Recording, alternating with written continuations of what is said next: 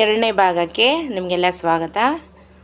ಮೊದಲನೇ ಭಾಗದಲ್ಲಿ ಮೊಗ್ಗು ಹೇಗೆ ಮಾಡೋದು ಅಂತ ನೋಡಿದ್ವಿ. ಇವಾಗ ಆ ಮೊಗ್ಗುಗಳನ್ನೆಲ್ಲ ಹೇಗೆ ಜೋಡಿಸ್ಕೊಳ್ಳೋದು ಅಂತ ನೋಡೋಣ. ಹೀಗೆ ಒಂದು ಕಾಯಿನ ಇಟ್ಬಿಟ್ಟು ಅದನ್ನು ಕಟ್ ಮಾಡ್ಕೋಬೇಕು. 2 ರೂಪಾಯಿ ಕಾಯನ್ನು ಚಿಕ್ಕದು ಅಥವಾ 1 ರೂಪಾಯಿ ಕಾಯನ್ನು ಯಾವುದಾದ್ರೂ ಪರವಾಗಿಲ್ಲ. OHP ಶೀಟು ಅಥವಾ ಯಾವುದಾದ್ರೂ ಪ್ಯಾಕಿಂಗ್ ಬಾಕ್ಸ್ ಬಂದಿರುತ್ತಲ್ಲ ಅದ್ರ ಮೇಲಿರೋ ಶೀಟ್ ತೊಗೊಂಡ್ರೂ ಆಯಿತು.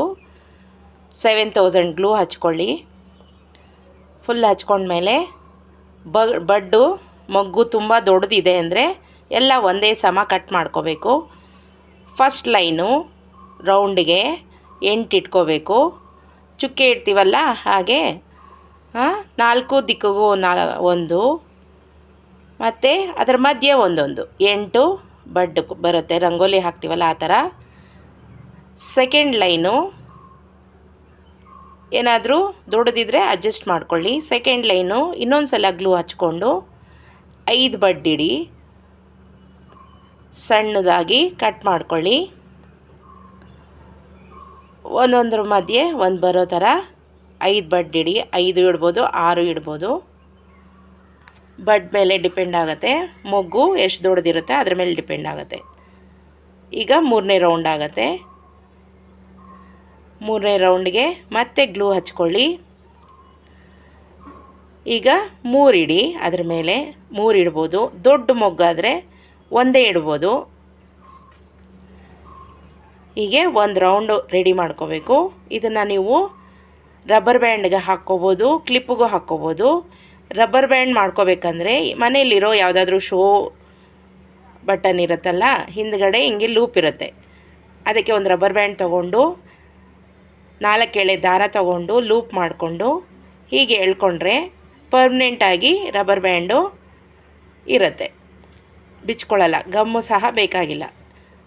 ಯಾವುದಾದ್ರೂ ತೊಗೋಬೋದು ಇಂಥ ಶೋ ಬಟನ್ ಇದ್ದರೆ. ಈಗ ನಾವು ಮಾಡ್ಕೊಂಡಿರೋ ರೌಂಡನ್ನ ಅದಕ್ಕೆ ಇಟ್ಕೊಳ್ಳೋದು. ನೋಡಿ, ಸ್ವಲ್ಪ ಒಣಗಬೇಕು. ಒಣಗಿದ ಮೇಲೆ ಸ್ಟಿಕ್ ಆಗುತ್ತೆ. ಈಗ ರಬ್ಬರ್ ಬ್ಯಾಂಡ್ ಆಯಿತು. ಕ್ಲಿಪ್ಗೆ ಹೇಗೆ ಮಾಡೋದು ಅಂತ ನೋಡೋಣ. ಹೀಗೆ ಮಾರ್ಕೆಟಲ್ಲಿ ಇಂಥ ಗೋಲ್ಡ್ ಕಲರ್ ಕ್ಲಿಪ್ಸು ಸಿಗುತ್ತೆ. ಒಂದೊಂದು 50 ರೂಪಾಯಿ ಹಂಗಿರುತ್ತೆ.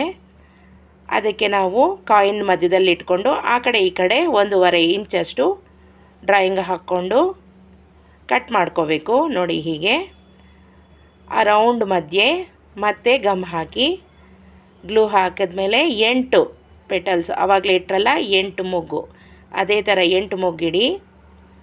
4 ದಿಕ್ಕಿಗೊಂದೊಂದು, ಅದರ ಮಧ್ಯೆ ಒಂದೊಂದು, ಅದರ ಮಧ್ಯೆ ಒಂದು ಇಟ್ಟು ಎಲ್ಲನೂ ರೌಂಡ್ ಬರೋ ಥರ ಅಡ್ಜಸ್ಟ್ ಮಾಡ್ಕೊಳ್ಳಿ. ಒಣಗಿದ ಮೇಲೆ ಸ್ವಲ್ಪ ಸರಿ ಮಾಡ್ಕೊಳ್ಳಿ, ಆವಾಗ ಸರಿ ಹೋಗುತ್ತೆ. ಇವಾಗಿನ್ನೂ ಸ್ವಲ್ಪ ವೆಟ್ ಇರುತ್ತೆ, ಅದಕ್ಕೆ ಅಡ್ಜಸ್ಟ್ ಆಗೋದು ಕಷ್ಟ. ಸೆಕೆಂಡ್ ಲೈನು ಮತ್ತು 5 ಅಥವಾ 6 ಇಟ್ಕೋಬೋದು. ನಾನು 5 ಇಟ್ಟಿದ್ದೀನಿ. 5 ಮಾಡಿಕೊಂಡು ಅಡ್ಜಸ್ಟ್ ಮಾಡ್ಕೊಳ್ಳಿ.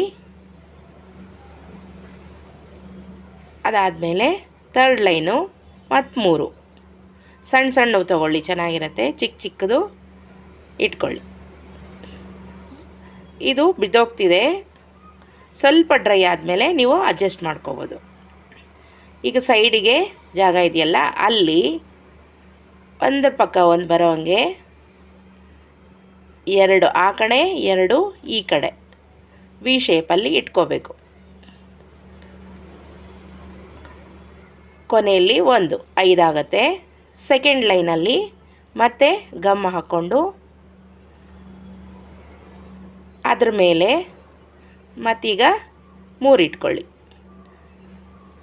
ಗಮ್ಮು ಒಣಗಬೇಕು. ಒಂದೊಂದು ಲೇಯರ್ಗೂ ಸ್ವಲ್ಪ ಟೈಮ್ ಕೊಟ್ಟರೆ ಚೆನ್ನಾಗಿ ಹಿಡ್ಕೊಳ್ಳುತ್ತೆ, ಅದು ಶೇಕ್ ಆಗಲ್ಲ ಫಸ್ಟ್ ಕೂಡಿಸಿರೋವು.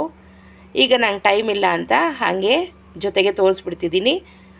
ಜೋಡಿಸ್ಬಿಟ್ಟ ಮೇಲೂ ಸ್ವಲ್ಪ ಹೊತ್ತು ಒಣಗಿದ ಮೇಲೆ ಎಲ್ಲ ಬಡ್ಸನ್ನು ನೀವು ಹೆಂಗೆ ಬೇಕೋ ಹಂಗೆ ಸ್ವಲ್ಪ ಒಣಗಿರುತ್ತೆ, ಅಲ್ಲಿ ಅಡ್ಜಸ್ಟ್ ಮಾಡ್ಕೋಬೋದು. ಅದೇ ಥರ ಇಲ್ಲೂ 5 ಬಡ್ಸ್ ಇಟ್ಟು ಸೆಕೆಂಡ್ ಲೇಯರ್ಗೆ 3 ಬಡ್ ಇಡೋಣ. 3 ಬಡ್ ಇಟ್ಟು ಅಡ್ಜಸ್ಟ್ ಮಾಡಿ. ಇದನ್ನು ತಗೊಂಡೋಗಿ ಕ್ಲಿಪ್ಗೆ ಗಮ್ ಹಚ್ಚಿಬಿಟ್ಟು ಅದನ್ನು ಕೂಡಿಸೋದು. ಈಸಿ ಅಲ್ವಾ? ಒಣಗಿಬಿಟ್ಟ ಮೇಲೆ ಕುಡಿಸ್ಬೇಕು, ಆವಾಗ ಫುಲ್ ಸ್ಟಿಕ್ ಆಗುತ್ತೆ, ಎಲ್ಲೂ ಸಹ ನಿಮಗೆ ಇದಾಗಲ್ಲ. ಕ್ಲಿಪ್ ಏನಾದರೂ ಚಿಕ್ಕದಿದ್ದರೂ ಸಹ ಈ ಮೆಥಡಿಂದ ಚೆನ್ನಾಗಿ ಅಂಟ್ಕೊಳ್ಳುತ್ತೆ. ರಬ್ಬರ್ ಬ್ಯಾಂಡು, ಕ್ಲಿಪ್ಪು ಚೆನ್ನಾಗಿದೆ ಅಲ್ವಾ? ನೀವು ಮಾಡ್ಕೋತೀರಾ? ಕಮೆಂಟ್ಸ್ ಹಾಕ್ತೀರಾ?